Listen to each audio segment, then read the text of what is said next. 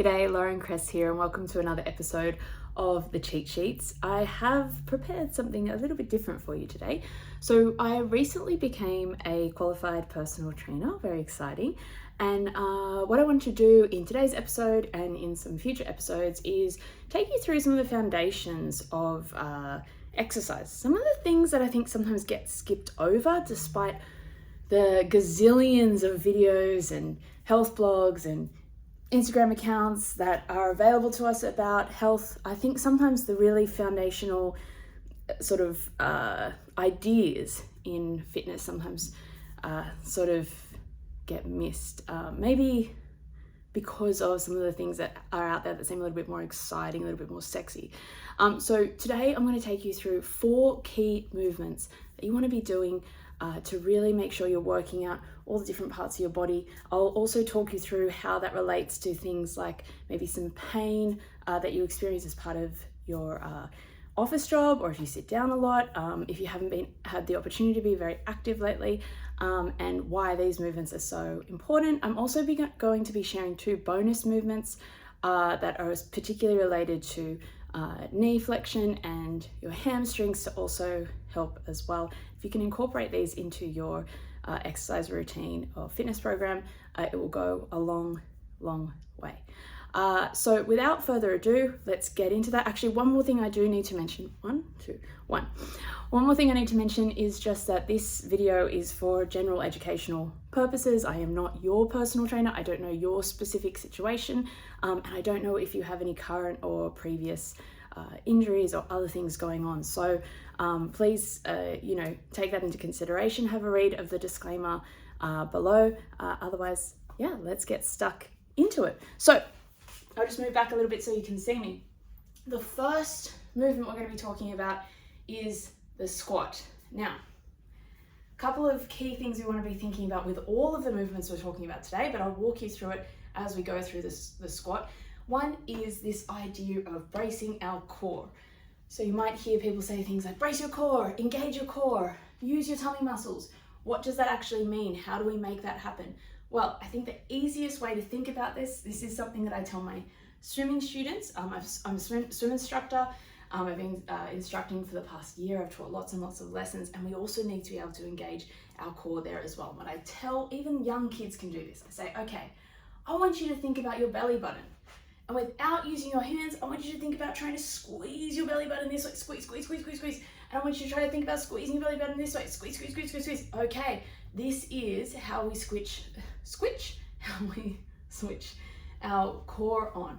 Now, one of the things that can be tricky is how we breathe and how we switch our core on at the same time. So in a later video, I'm going to tell you a simple exercise you can do to help with that as well. But for now, think about squeezing the belly button, and let's go through a little bit more about the squat. So the other key thing we want to be thinking about is that our ribs need to be stacked above our pelvis. We don't want to be stretched out this way or stretched out this way.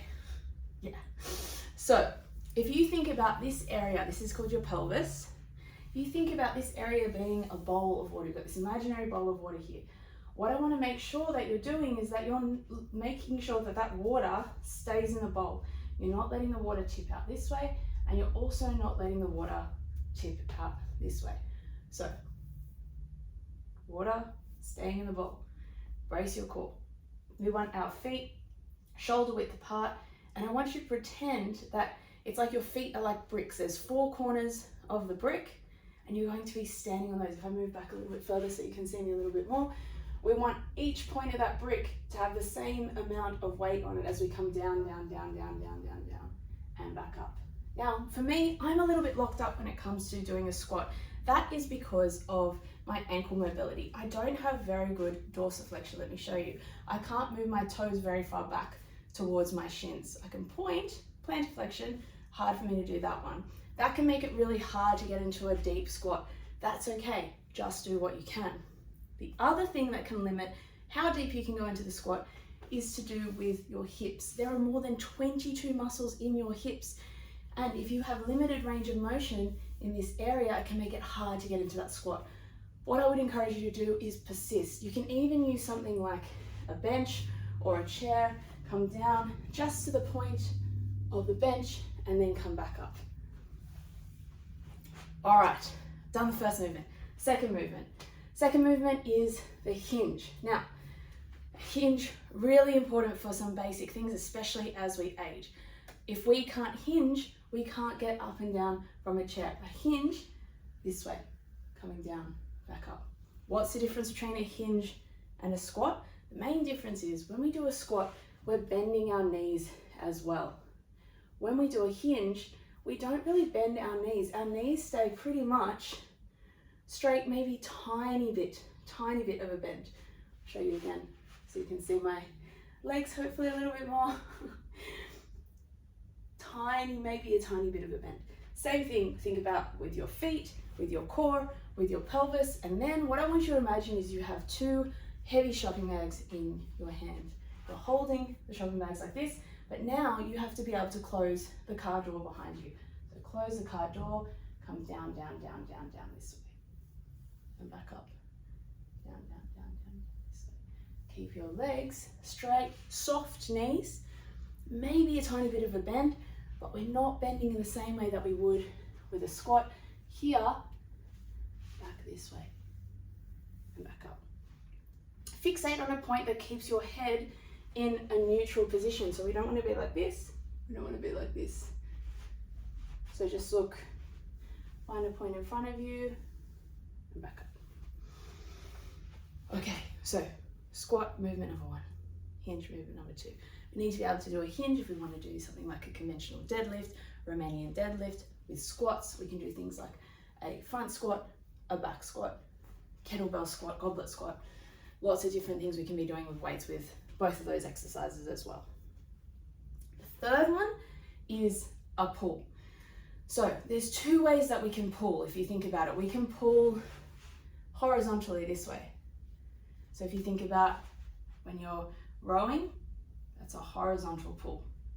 We can also be doing a vertical pull, like a chin up, pull down this way, like a lat pull down this way. These exercises, fantastic for office workers, because one of the things that happens if you're sitting at a computer all day is our shoulders creep up like this.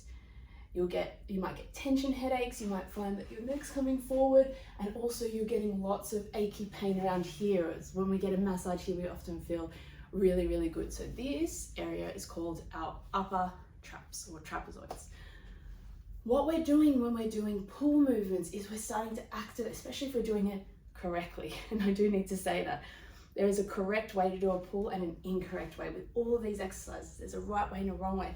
If we're doing this correctly, what we're doing is we're activating other muscles. We're activating our lower traps through here, our lats through here, and that helps us get a nicer posture. It also relieves some of the tension here because we're using other muscles to pull those shoulders back down, counteract what's going on up here. Okay, so pull, hinge, squat. Last one, really important, one that you're probably familiar with, is the push. So the push or the press, same thing as with a pull, we can go in two different directions. We can go vertical up like this, and we can also go horizontal. So if you think about barbell bench press on our backs, pushing this way. If we think about shoulder press, could be with dumbbells, could be with a barbell, up this way. Push, push, push, push, push. This is really important as well. This gets all these muscles, our chest muscles, our shoulder muscles working. Really nice as well if you want to develop your muscles here, we're going to get that from the press. The great thing about doing a push and pull like this is we're also working things like our biceps and our triceps without having to specifically do bicep curls or tricep dips. So 4 movements: squat, hinge, pull, push. And then I mentioned that 2 bonus ones. 2 bonus ones are to do with knee flexion. So you might have heard of a split squat before or a lunge. I just want to talk you through the difference of those really quickly. So the big difference is with a split squat, we have a bit of a shorter stance between our front leg and our back leg. Let me see if I can just move the camera a little bit so you can see it a little bit more without tipping the camera over. Okay, so front leg, back leg, front leg, back leg. With a squat, putting our center of gravity over our front leg. Our knee is going to track a little bit over our toes, and we come down like this. With a lunge, we shift our center of gravity backwards. Our hips sit towards the back leg, and we actually go a little bit wider, and then we come down, and we'll feel that in the front of our back leg. Split squat, front leg, lunge, back leg. So why do I love these exercises this much? Well, like I said before, one of the great things about doing compound exercises is it allows us to get a lot out of a little bit. So if you can only do one movement, two movements, it's better to do a compound exercise than sitting there going, oh, I've got to get my arms strong, I'm going to sit there and do bicep curls. It's also really great for busy working professionals, for parents, for people who don't have time to go to the gym every day or every other day. We can find ways to give you a 15-minute, 20-minute workout that's going to get a lot more bang for your buck by using compound exercises. Now, if you'd like to find out more about this, if you'd like to access fitness programs for busy working professionals and parents, check out the links below. I'll be adding links in the description once those programs are available. If you enjoyed this video, please give it a thumbs up. That would be awesome. If you want more videos like this, please leave a comment. Let me know what you're interested in finding out more about. Also, hit the subscribe button so you'll know when my next video is posted. And yeah, I'll catch you next time. Thanks for tuning in.